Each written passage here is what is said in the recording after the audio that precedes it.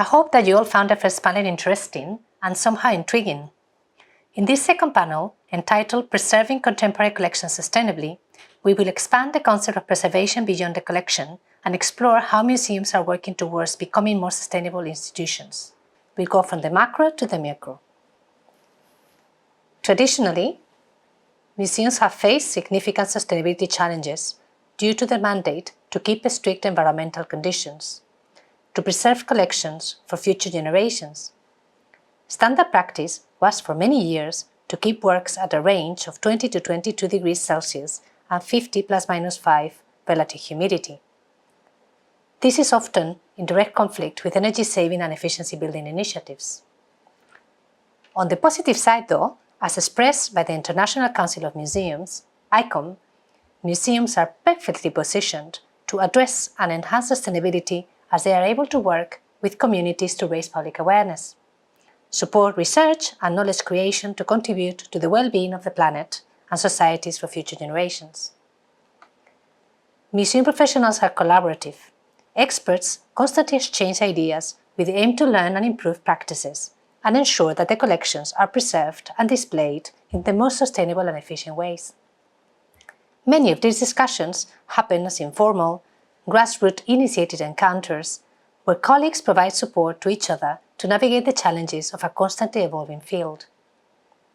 In recent times, more formal global efforts towards sustainability related to collections care practices were initiated by a select group of international museum directors, known as the Bizot Group. In 2014, they established and adopted the Bizot Green Protocol, which included a series of guiding principles with a view to reducing carbon footprint when managing collections and loans, and suggested new guidelines to broaden environmental conditions. The original Bizot Green Protocol was initially supported by key leaders within the sector, but had a slow uptake from other museums. In 2023, the protocol was reviewed with the involvement of 54 professionals representing various expertise areas from major museums around the world. The new guidelines are based on recent scientific findings and evidence that suggest that environmental standards should become more intelligent and better tailored to specific needs, depending on the nature of collections and their geographical location, and not assuming that air conditioning or other high-energy cost solutions are imperative.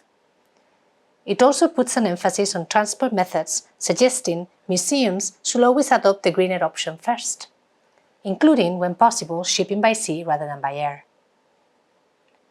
Beyond the more practical and physical aspects of caring for collection, in the past few years, sustainability initiatives in museums have expanded substantially. Efforts have been made towards amplifying the aspects of storytelling and advocacy through scholarly content development, driving public and educational programs, and exhibition making.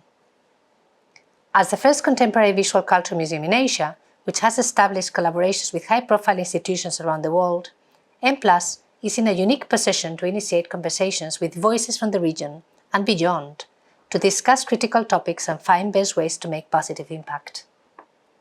Our panel today brings together experts from 3 museums that represent varied collections and geographies to reflect about different approaches towards implementing sustainable practices.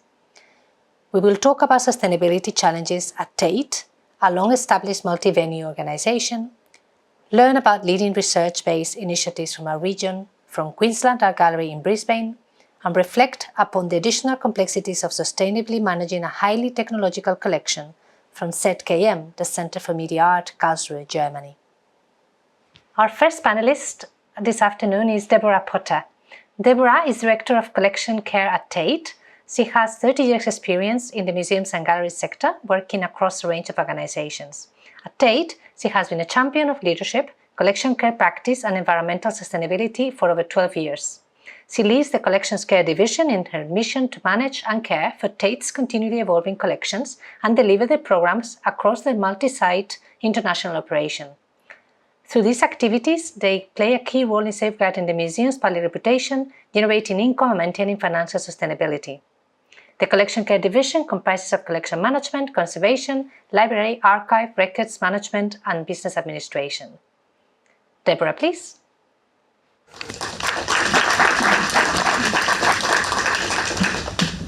Good afternoon, everyone. And I want to start by thanking you for coming back after the break. Thanks so much, Veronica, and to the M+ team. It's super to be here in Hong Kong at M+, and everyone is so welcoming. In this short presentation, I will provide an overview across Tate, a look at environmental stewardship, touch on a couple of our current capital projects, look at sustainability work within the collection care division, and finish with our new collaboration with M+. So, Tate has 4 galleries, Tate Britain and Tate Modern in London, Tate Liverpool in the northwest, and Tate St Ives and the Barbara Hepworth Sculpture Garden in the southwest in Cornwall. And we also have 2 storage sites. Our current Pan-Tate strategic priorities for the next 5 years, which have a focus on sustainability as a golden thread running throughout, are 1, the use of the world-class programme and collection in new ways, 2, to evolve our business model to be artistically, environmentally, and financially sustainable, and 3, achieve real change in who works for Tate.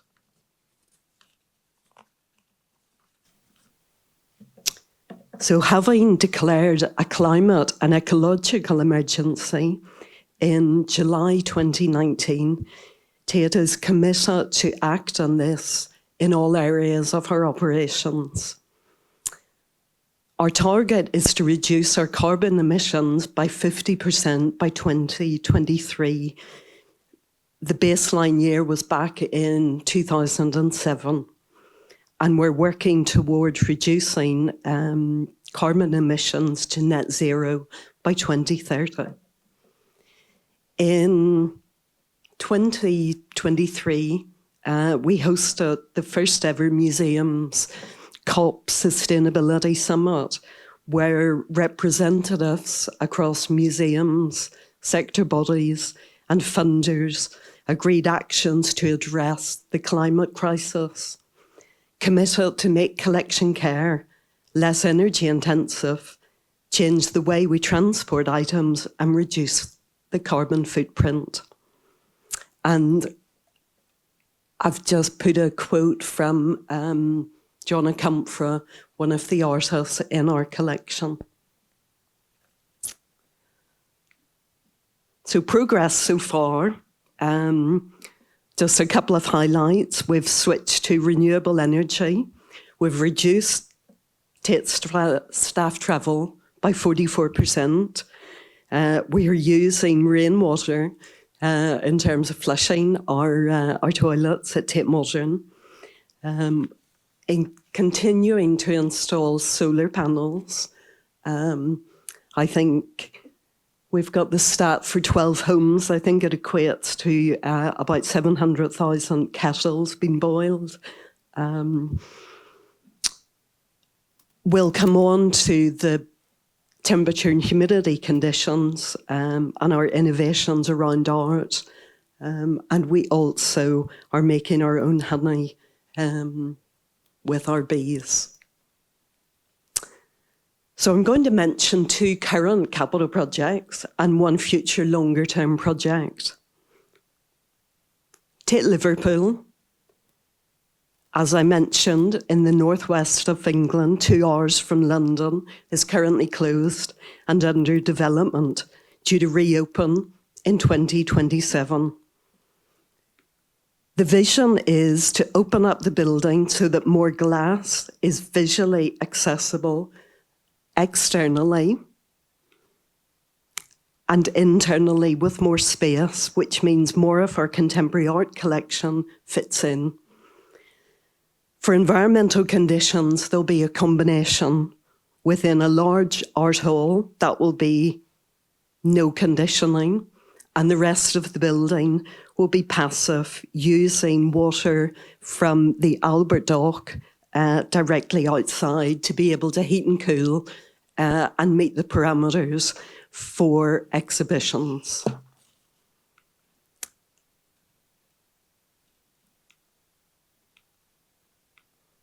Right. A second project is the Palais de Dance in St Ives, Cornwall. And it's opposite Barbara Hepworth's sculpture garden and 5 minutes from our gallery. And this is due to open next year. Hepworth used this space to make large iconic works. And there's the outline of Single Form, the installation in New York was created here. This project has a low carbon approach to reworking an old building that has previously been a dance hall, and there's no conditioning, which has direct parallels to how Hepworth worked. The project is underway to prepare the tools and the objects back into the building. And touching on our long-term vision for a collection centre, which would be purpose-built, carbon-neutral facility for storage for up to 50 years growth, for operations, workshops, supporting career pathways, and a centre of excellence. And we're looking at kind of 10+ years for the realisation of that. So collection care, I would like to focus the rest of this presentation on that. So in our division, we embrace the management and care of Tate's art, archive and library collections and support programmes. We've got 4 departments and we have a team of about 150 kind of incredible, talented people from a range of fields. And today's presentation, I am able to make really on behalf of all the people that I am very fortunate to work with. And I've got 2 super colleagues here, Louise Lawson, Head of Conservation, and Deborah Kane, Conservation Manager for Sculpture and Installation. So any tricky questions, I'm going to call on them. So in terms of our collection, we have over 78,500 artworks. 60% of the collection is from the late 1940s, so predominantly modern and contemporary. We've got 2.6 million in the library and archive and gallery records. So we've got diverse, complex and growing collections, and we are working on sustainable ways to continue to care and share. We have grassroots work happening across our teams with sustainability reps. For example, glove and mask recycling was introduced across our sites 5 years ago. As Veronica mentioned, the BESO conditions, we've been working to the parameters since they were established across our 4 galleries, and that's supported by a comprehensive Wi-Fi environmental monitoring programme. We were one of the many institutions to be part of the refresh in 2023 and develop a refreshed protocol. And I want to just highlight a few examples of the work that we are undertaking that relates to that.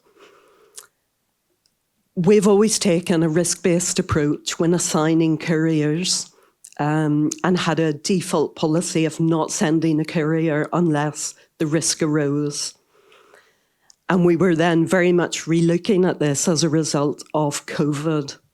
We've had a 50% reduction in physical carriers over the last 3 years.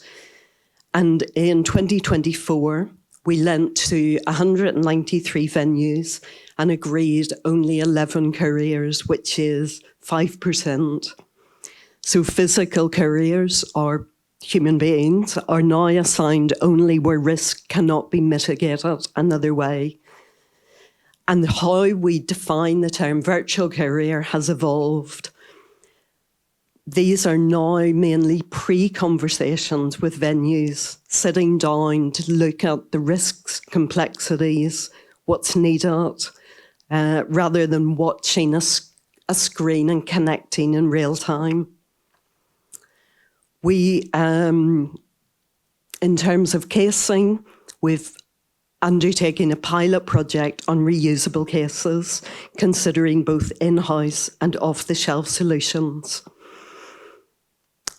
Packing methodologies, we've been doing research into paper-based tapes and using less tape in general, and reducing the use of polythene.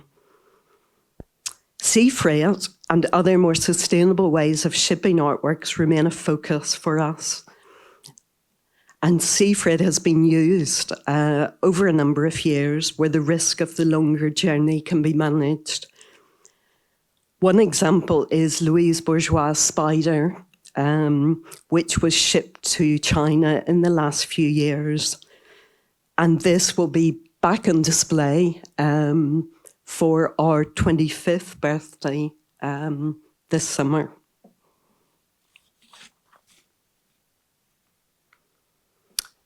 Microclimates are created within frames to reduce the effects for paper, paintings, photographs. And this has been successfully used in spaces which fall outside the BESO parameters. To lightly touch on policy development, we've been reviewing the lighting policy in terms of our shared collection to have longer display times and very much a pragmatic and risk-based approach. We're also looking to extend how long we have works on display at Tate Modern and Tate Britain, which is part of our work in terms of sustainable programme levels and the operating model. We have been reviewing our research strategy over the last 6 months. And our focus is to develop and participate in research that supports the key priorities.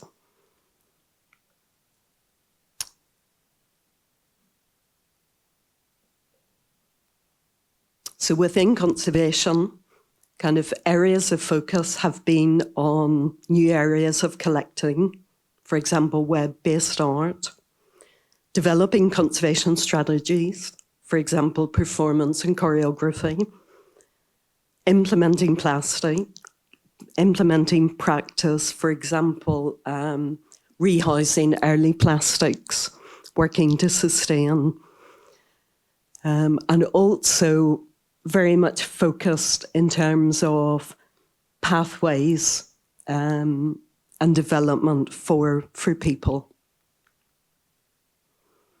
We've been fortunate recently to have got 2 funding bids, kind of £1 million in terms of the research infrastructure for conservation and heritage science.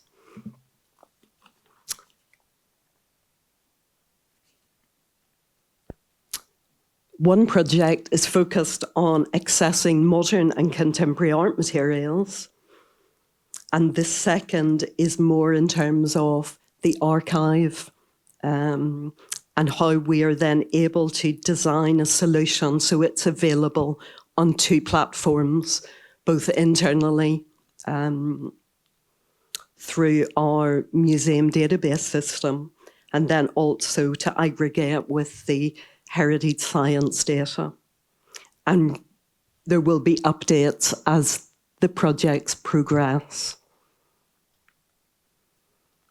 We're in the last 6 months of Green Art, which has been working with international partners to research ways to preserve using environmentally friendly, green, sustainable materials. We've focused on green cleaning fluids and gels with 2 Bridget Riley paintings. And a final example is the Warhol, where a recent treatment has used the green cleaning system gels. So we are delighted that an MOU was signed with M+ a year ago. I think it was yesterday, a year ago. And there's a focus in terms of 3 themes: new models of collecting, access and engagement, and new career pathways.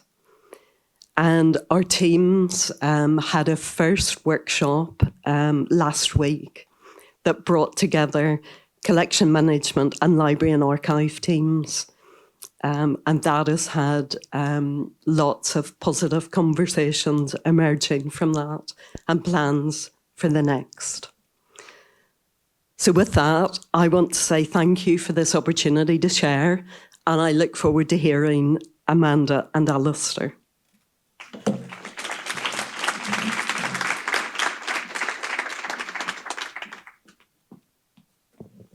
Thank you, Deborah. That was very insightful. Lots of activities going on at Tate, as expected. I'm going to introduce our second panelist of today, which is Amanda Pagliarino. Amanda Pagliarino is an art conservator and researcher who currently works as the head of conservation and registration at the Queensland Art Gallery, Gallery of Modern Art in Brisbane, Australia. Her research interests include conservation of contemporary and complex art installations, responsible and sustainable collection management, and the impact of climate change on museum practices.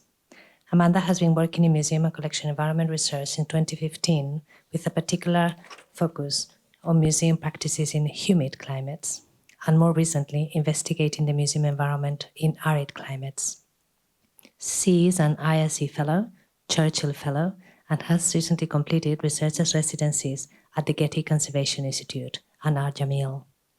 Amanda is an advocate for climate-responsive and climate-active advancements in museum collection management practices and promotes collaboration and cooperation as a way forward. So we're lucky to have you here, Amanda. Welcome. Thank you very much, Veronica, and thank you also to the M+ team. It's been a fabulous opportunity to connect with colleagues on these very interesting topics. So as Veronica mentioned, I'm now 30 years into my career as a conservator, and so I thought I would just take a moment to explain my meandering career and my interests in various research areas. So I started my career as a sculpture conservator, and the conservation practice, museum issues, and research topics that drew my interests tended to be in the contemporary context and non-traditional nature. As an early career conservator, I focused on the conservation of plastics and polymers, which then led me in the direction of works of art on film and video. This interest then expanded into many years conserving electronic and audiovisual works of art and installations. When the gallery acquired 2 installations that included the exhibition of live colonies of Australian native finches, I started investigating and writing on legal frameworks for the display of live animals in public spaces. So the question that came up on fish in the waterbeds is fascinating. Very complicated area of conservation, so it was interesting to see that question come up. But the research area that absolutely absorbs me is that of sustainable collection management practices. and more specifically, practices that reduce our energy demands and use energy in more efficient ways.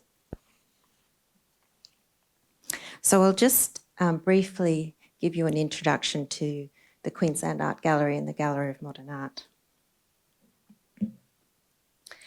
The history of the Queensland State Art Collection is that in the late 19th century, two Queensland artists of repute, Isaac Walter Jenner and Godfrey Rivers, successfully lobbied for the creation of a state art gallery, which in 1895 became the Queensland National Art Gallery.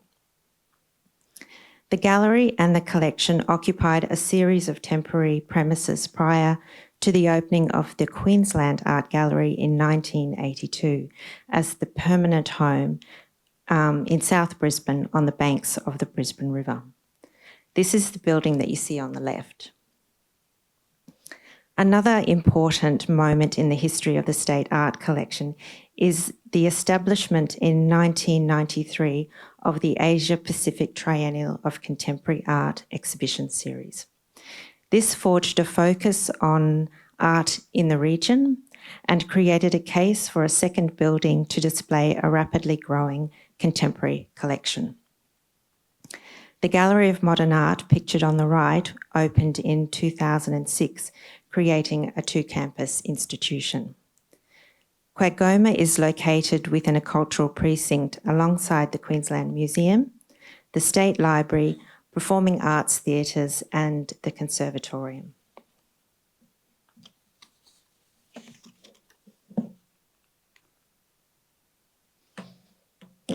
The collection comprises over 20,000 works of contemporary and historic Australian and international art, including a significant collection of contemporary Australian, Asian and Pacific art. The collection includes holdings of traditional art as well as audio, visual, electronic, time-based media, performative, conceptual and iterative works of art. It also includes monumental installations and installations mediated by live birds, one of my favourites, quite complex artwork. That one you can see up in the corner, a snapshot of from here to ear. We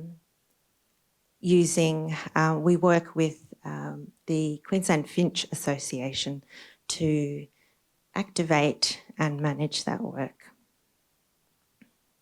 So for me, a conservator interested in contemporary materials and issues, the rapidly expanding collection of the Queensland Art Gallery and the Gallery of Modern Art is a treasure trove.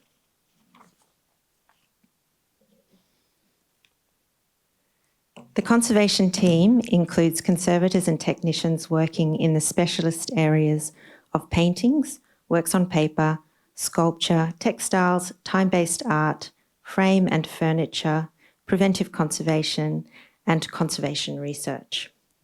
In 2006, the Centre for Contemporary Art Conservation opened as a research arm for the Conservation Department.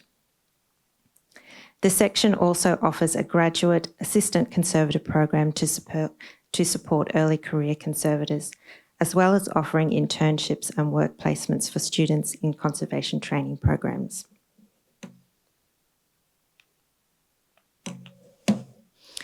Now to focus on sustainability. The gallery embarked on a sustainability journey in 2015, and it aligned this responsibility with the facilities team under the gallery's operations and governance. The initial task was for a small working group of approximately 8 staff members to draft the gallery's first sustainability policy. This policy was based on measuring consumption and setting targets to reduce the demand for resources and energy and the volume of outgoing waste, particularly that which was going to landfill. The dashboard that you see at the top of this slide is a consumptions-based model. It summarises financial savings, tonnes of landfill and greenhouse gas emissions avoided through meeting and exceeding set reduction targets. And this is the model that we used through to 2020. In 2018, the gallery appointed a sustainability coordinator, and that's Ari Fuller that you see pictured here. Ari was originally part of the facilities team and had a particular interest in sustainability, and as the gallery wanted to increase its activities in that area, they assigned this activity within the facilities team. So Ari directed attention to the gallery's carbon footprint, and in 2020 he started the transition from a consumptions-based model to carbon accounting. The gallery tracked and accounts for greenhouse gas emissions using an international standard. The model focuses on waste streams, stationary energy consumption, which includes electricity and gas consumed on site, water usage, heating, ventilation and air conditioning, purchasing and procurement, freight and staff travel, and environmental risks. And you can see an example of the carbon accounting model at the bottom. So this dashboard provides formal accounting of emissions against financial expenditure, and that's how the international practice for accounting for carbon emissions is calculated. So this formal carbon accounting prepares the way for the gallery to apply for the Australian Government Climate Active Carbon Neutral certification, which is a voluntary certification set up by the government to encourage organisations and government bodies to move more rapidly towards sustainability.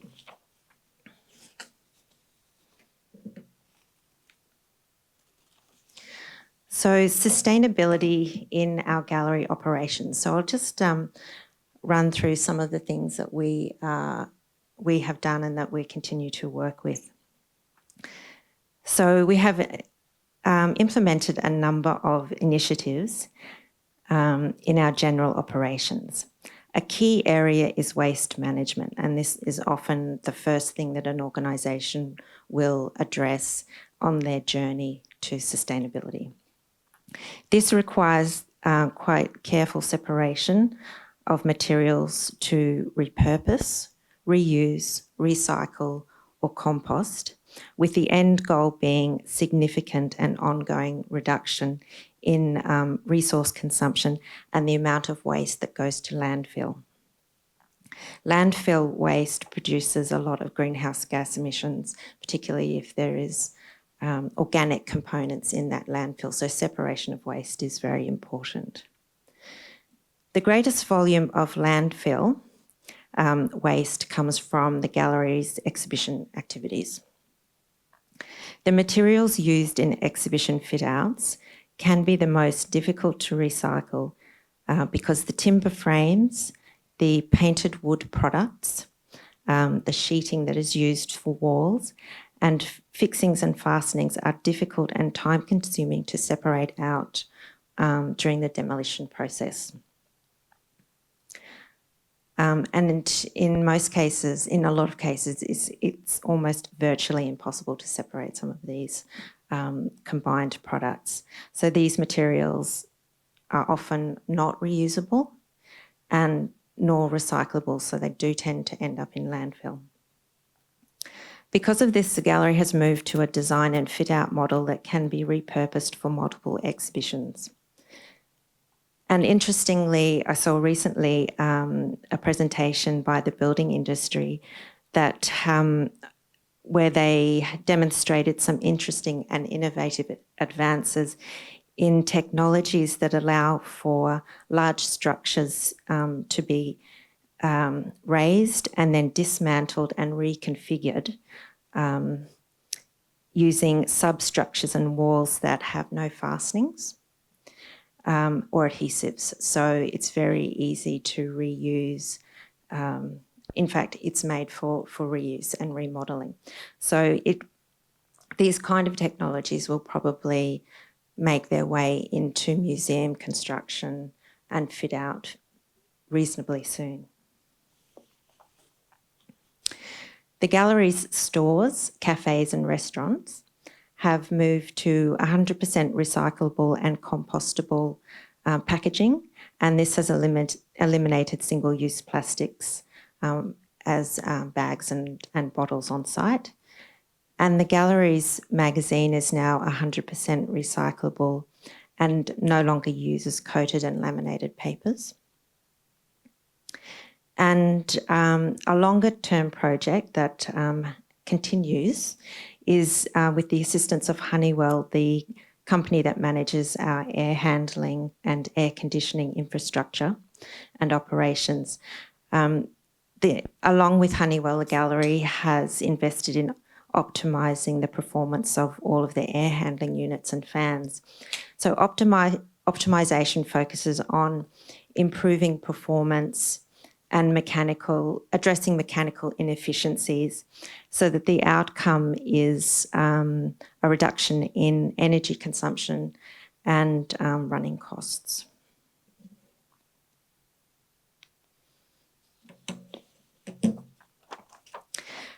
And sustainability in collection management. So this is a little closer to home for me. Sustainability considerations are also part of collection management and conservation activities. So within the conservation section, we have moved to sustainably sourced native and exotic timbers for our framing and specialist uses. And this ensures that all of the timber is procured through certified and accredited suppliers.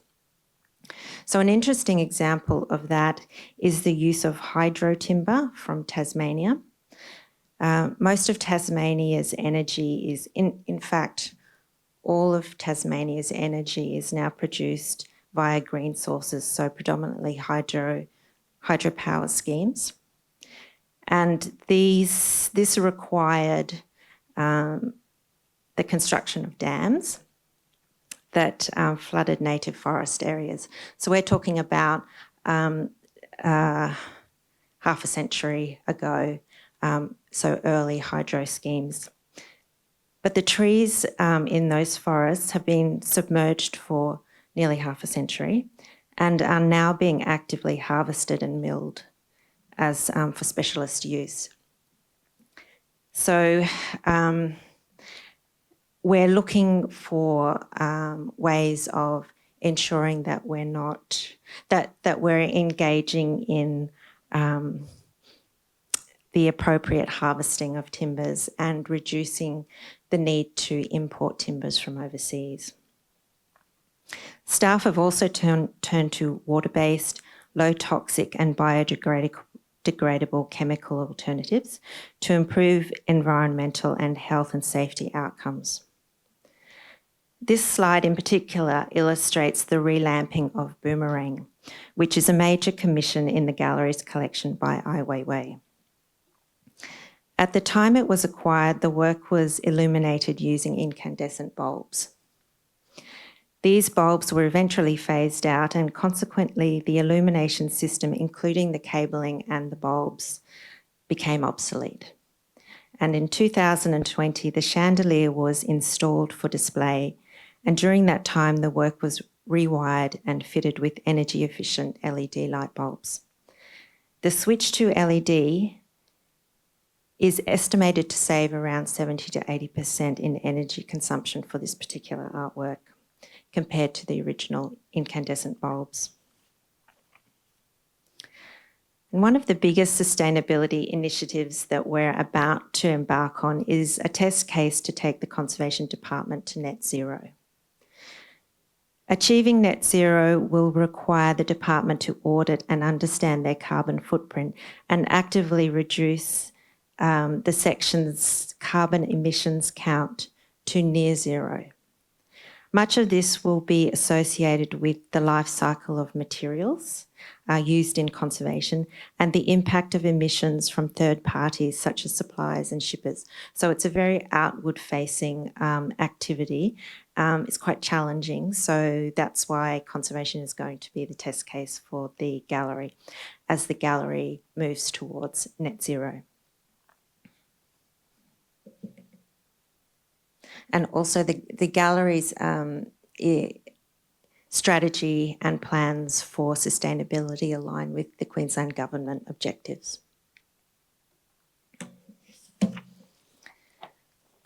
And this final slide looks at some of the research that I've been doing in the area of climate active collection management practices. This research has really been an organic process where one investigation or applied research has led to other questions and research opportunities. This area of research really started for me in 2015, as Veronica mentioned, with research to draft new collection environmental guidelines for the Australian Institute for the Conservation of Cultural Materials, which was published in 2018. These guidelines provided different collection care, temperature and relative humidity settings for temperate and humid climate zones. I've been working for decades with museum objects located in warm, humid climate, and I could see how the use of temperate settings, which tend to be used as the International Museum standard, negatively affected the gallery's efforts to run energy-efficient climate control. By working closely with Honeywell, we were able to reprogram air handling units and HVAC systems to provide flexible and versatile climate control for exhibition spaces. And we also commenced controlled overnight shutdown of air conditioning in the QAG building, saving quite a substantial amount of energy. Both these activities have achieved good reductions in energy consumption and are very low risk undertakings for museums. So these kind of engagements with our colleagues in the museum sector, I think, help to give us opportunities to discuss and encourage further work in this area, which we all need to participate in to ensure that we're responding to our own carbon footprints and reducing our use of energy as much as possible.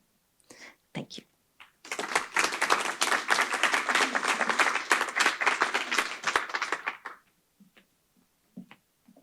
Thank you, Amanda. So I'm going to invite our last panelist of the afternoon today, Alistair Hudson.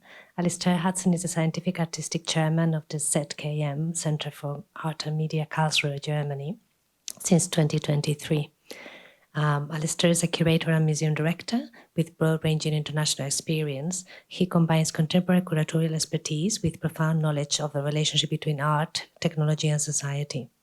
From 2018 to 2022, he served as director of two museums in Manchester, the Manchester Art Gallery and the Whitworth. The latter is the Art Museum of the University of Manchester, but he was also professor of useful art. From 2014, he also served as director of the Middlesbrough Institute of Modern Art, where he radically reinvented the museum, working with the residents of the city to give a social purpose. Alistair's concept of a useful museum envisions artistic and cultural institutions as centers of social responsibility and transformation. Together with the artist Tania Bruguera, he heads the international network Asociación de Arte Útil. So I think it's in a very good position to actually conclude the panel today before we go into the conversation, talking about social responsibility. Over to you. Thank you, Veronica. I hope so. And thank you to all your colleagues at M+, who've been so hospitable. And thank you for allowing a museum director to infiltrate your colloquium of conservation conspiracy. I'm very grateful. I wanted to ruminate a little bit on the ironies or possibly hypocrisies of running cultural institutions in our current age, particularly when, as we discussed this morning, that the infrastructure and architecture of our museums is rooted and actually implicit in 19th century systems of capital accumulation, capital growth. The idea of building collections, continually evolving and growing, is something that has created the conditions that we're now facing. And the irony also for me is, as a director of an institution dedicated to media art, to technology, is that everything in our collection has a plug on it. Everything is running electricity. Every time we use an artwork, it's consuming more power. But also this applies beyond media art. This applies to us as institutions making more stuff, accommodating more stuff. And something that never really gets discussed yet or dealt with yet is the biggest carbon impact of all cultural institutions, which is visitors, who really drive our planetary meltdown. So I will just introduce a little bit to ZKM, das Zentrum für Kunst und Media Technology in Karlsruhe, which was a building designed actually for making weapons in the First World War. So not a building designed for sustainability. It's probably about 50,000 square meters of factory space, which is now being repurposed as a place of production, of creativity. And interestingly, it's also in Karlsruhe, which is the city where the Green Party was founded in, back in the 1970s, with the help of an artist you may know called Joseph Beuys. So there is an imperative in the city for us to be a green museum, and we're very much part of that green museum culture. The building comprises 10 Lichthalle, these big atriums with glass roofs that contain kind of the several floors above, and it's very much rooted for me in this kind of architecture of the industrial age that we have to come to terms with. The building houses many different functions, but primarily a collection of nearly 11,000 works of electronic and digital and computer art, including over 240 computer-based installations. And really the challenge is to kind of get this building to work in a way that is working in ways we've talked about already today in great detail. But for me, I think the issue also is to think not just about kind of our internal objectives, but also our external ones as well. What are we actually trying to do with this material? What are we actually trying to achieve as a cultural institution? And can we think about our collections and our conservation policies as part of that curatorial endeavor, not just as a support mechanism to do that work? A lot of the ZKM looks like this. Apart from its 13,000 square meters of exhibition space, there are many more spaces that are full of wires, cables, circuit boards, old computers, CRT tubes, computer game consoles, and everything else. And many scenes that look like this, which is people stood around looking at circuitry, scratching their heads. The reason why there are no conservators from ZKM joining our conference, and they sent me instead, is for this reason. This is the installation of our forthcoming exhibition, which opens next week, which is The Story That Never Ends, an exhibition of our collections, also designed to be a much more permanent representation of our collections, that on the one hand slows down that kind of boom and bust cycle of constant exhibition making that really consumes energy and resources, and to start to think longitudinally about how we make museums work with new delivery platforms for art that are of our age, and think about slowness and transformation and operational ways for museums to work, not just representational ways. So this is a work underway, but interestingly for this day, it is an exhibition that has been created or curated by our conservators. What determine the content of this exhibition is what works need to be restored, what works need to be made, what works need to be remade, and how do we work with artists in this project to make it a live project that really shows the work we do behind the scenes and turns the museum inside out. We, of course, as we have been talking about today, the now usual practices of how to make our day-to-day work more sustainable. And there are ways in which we are addressing this. This is, by the way, a scene from our Labor for Antiquated Video Systems, where we have every single media machine you could imagine through the history of technology in order to process and digitize our collections and the collections of others. But in this process, we are thinking about things like energy efficient renovations. So using new technology in our buildings and the way we work, just as our other speakers have heard today. And in fact, in 2027, we're going to replace all the lighting in our building in a 3-year project with LED systems. But this is a huge, huge problematic thing for a museum of this scale to undertake. Optimization of transport, we've heard about. Reduction of CO2 emissions, we've heard about that.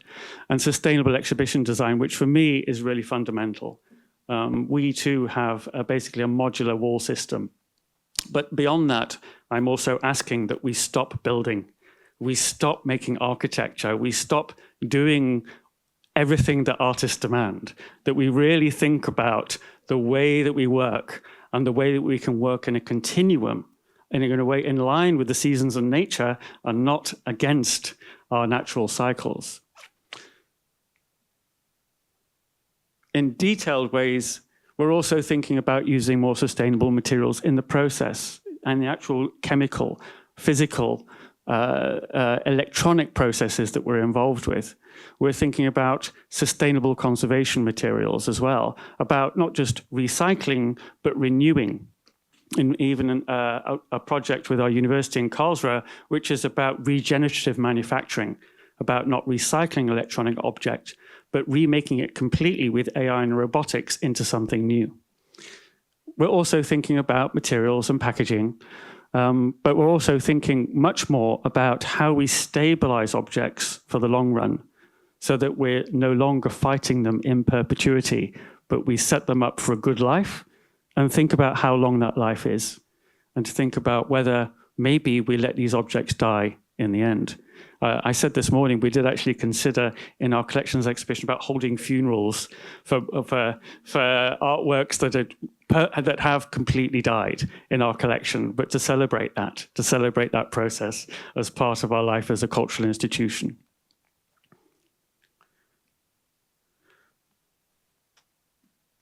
We're thinking also about energy efficient technologies in conservation.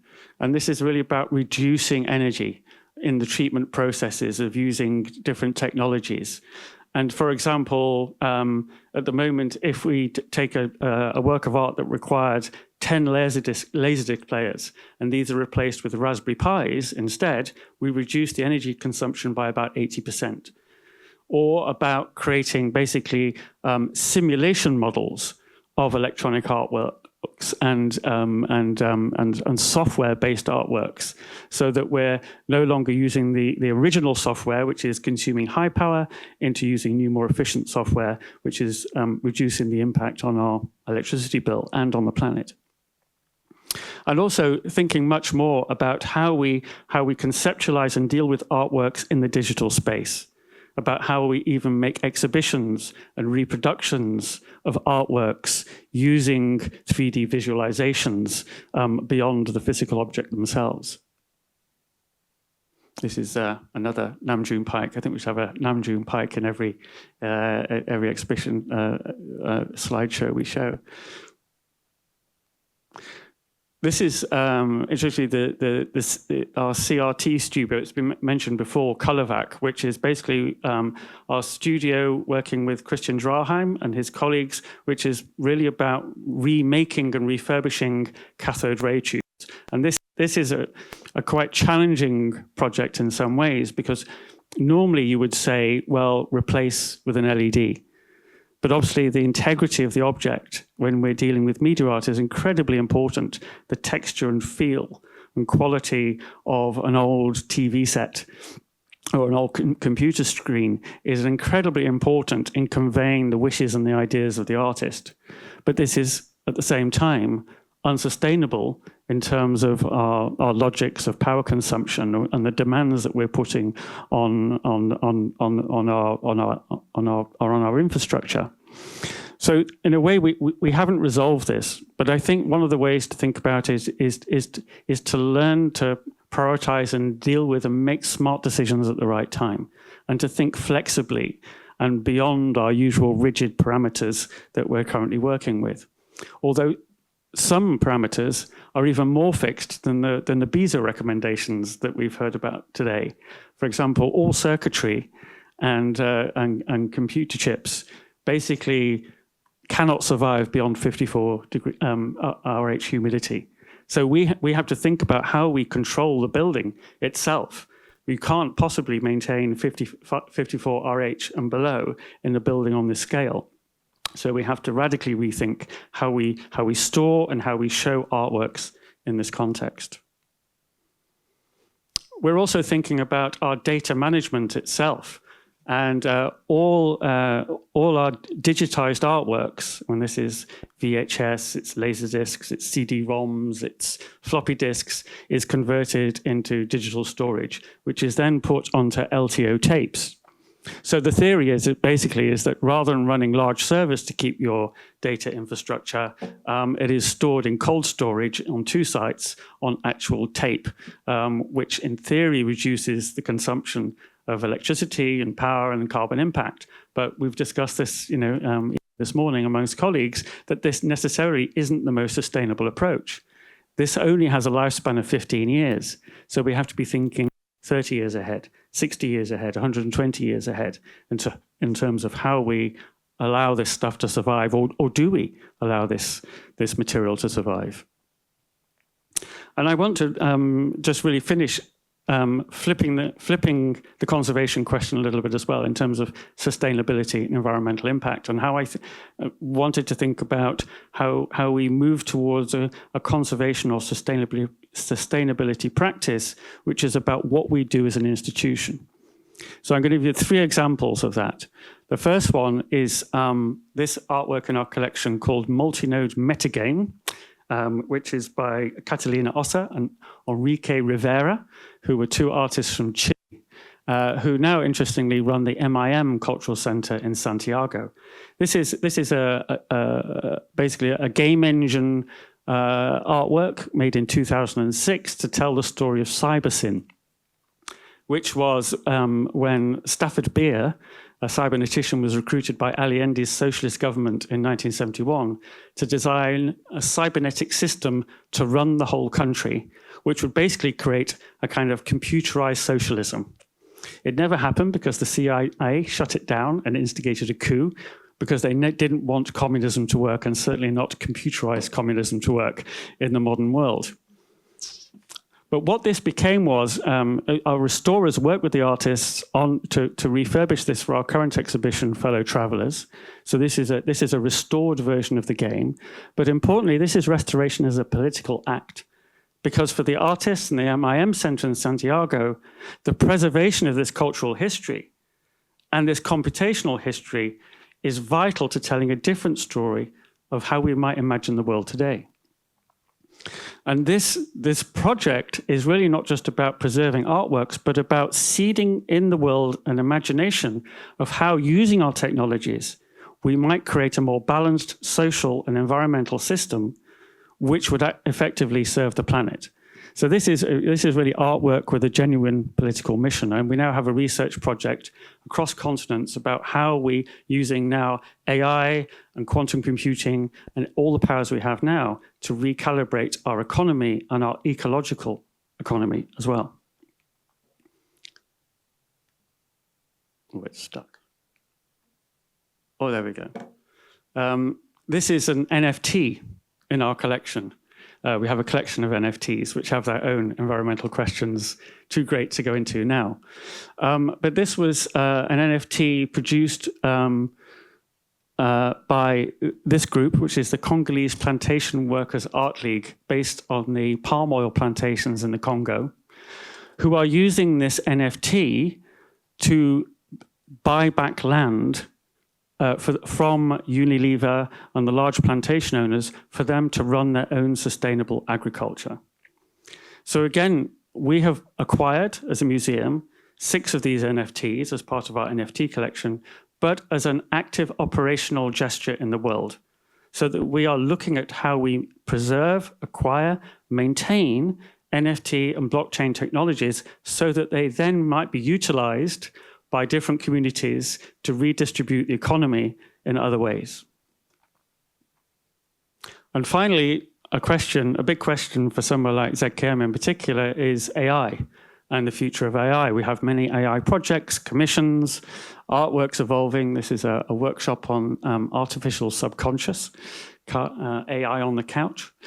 And for us, the challenge now is how do we actually, if we're making artworks and we're using AI and we're introducing this into our collection and we're using AI in our collections management systems and in our conservation processes, what are the environmental impacts of that? What are the sustainable possibilities of that? If we're looking at acquiring an AI server for us to use, which we are at the moment, that's in the region of €500,000 to install a very basic system. But that will be obsolete, just like everything else in our collection, within 1 year's time. So what we're looking at is other solutions, such as, if it will click, collaborating, partnering. And this is the High-Powered Computing Center in Stuttgart at the Fraunhofer Institute, who we now have a collaboration with. And they have this machine on the right, which is called Hunter, which is the 7th most powerful computer in the world. And what they are doing is making available computational space on this machine in order for us to do AI processing. The advantage of that is that this system being set up by the German government runs on ground source geothermal power. And the heat generated by the machine also is then used to provide heating for housing in the area around Stuttgart in its neighborhood. So whilst it's still consuming power, at least it's redistributed power rather than us just consuming on our own. So for me, this kind of ideas of reaching out as an institution, as collaborating, but also thinking about how we use our collections in the world actively, it starts to me to point to a bit of a threshold moment. And I was thinking about the conversation we had before around practice in conservation. And it does feel to me as if we are on a bit of a cusp of moving into another world where conservation starts to take a much more active role in institutions, but also in the world more generally. Thank you.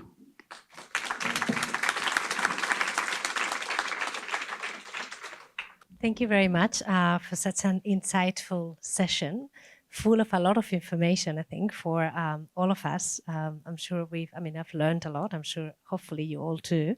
I just wanted to dig into a little bit of the conversations we've had and what you've been talking about. I think there's a couple of things I'd like to ask each of you. I think let's start with Deborah first, maybe.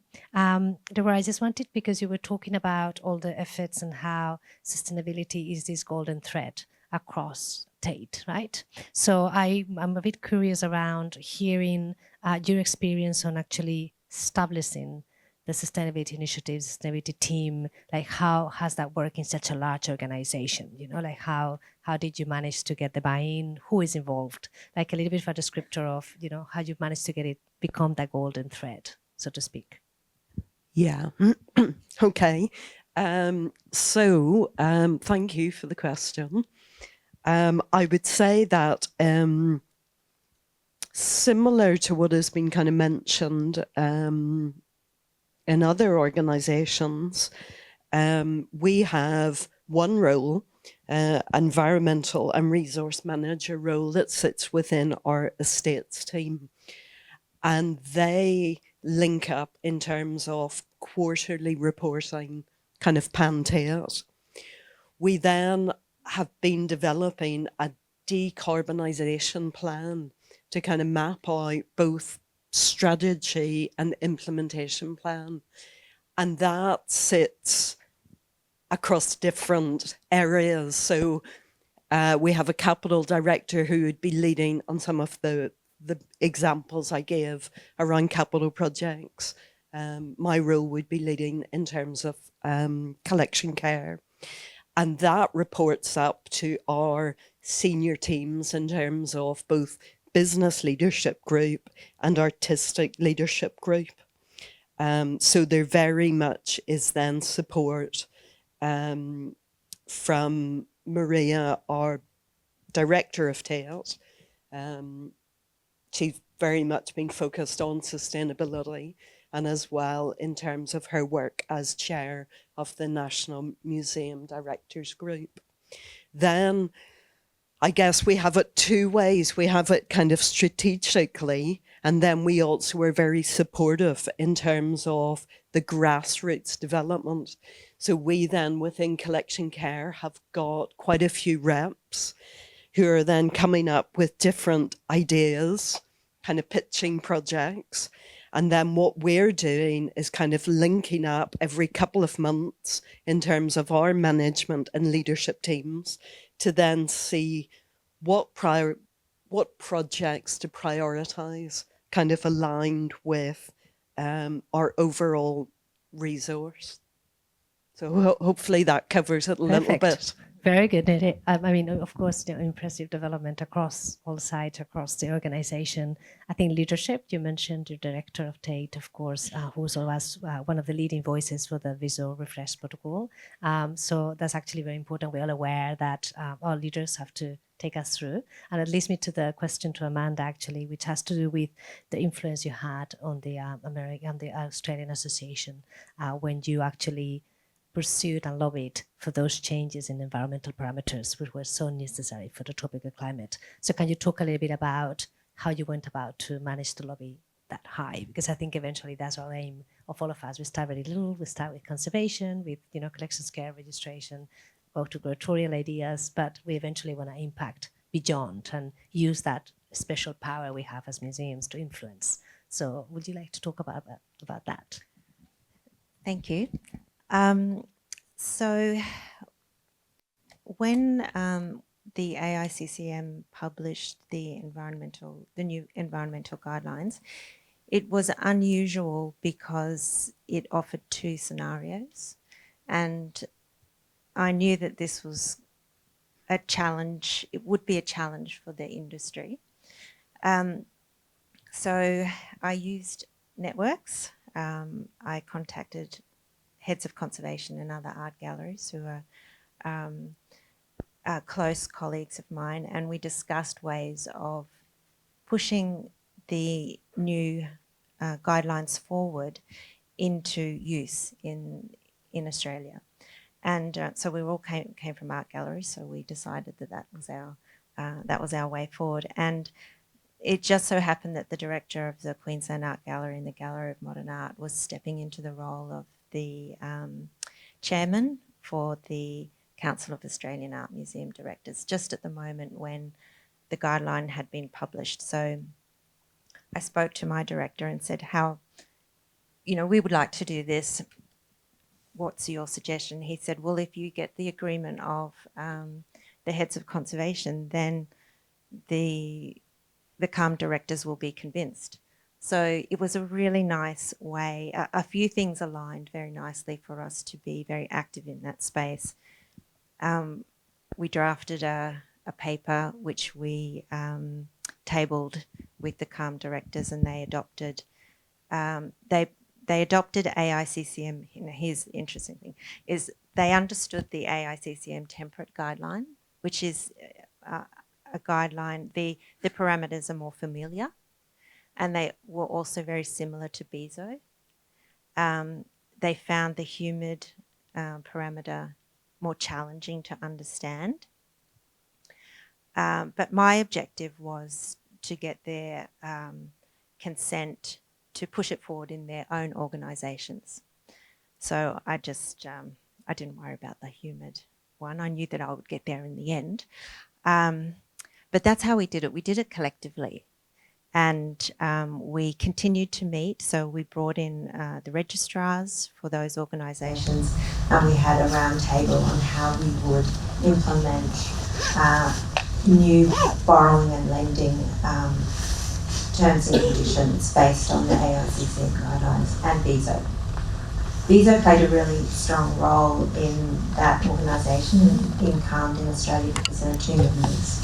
So there was a lot of interest in adopting that particular protocol.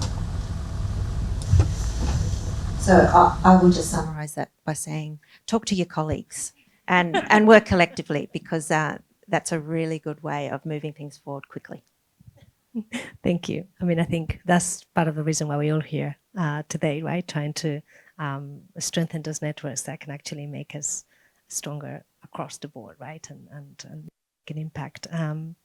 Alistair, I wanted to refer to you talk a little bit, very thought-provoking, of course, a lot of things you said that have resonated with all of us. But I wanted to particularly ask about that statement of potentially having to assume works need to die and doing kind of funerals for them. I just wanted to understand within your institution, right? How much buy-in there's into that, you know? Are you conservators happy with that? Or is it more of a curatorial kind of suggestion that, can you talk about that a little bit? The idea of doing funerals was actually something that came from the conservators. Because we always talk about it being kind of like this electronic zoo of creatures made up of circuitry and wires and so on.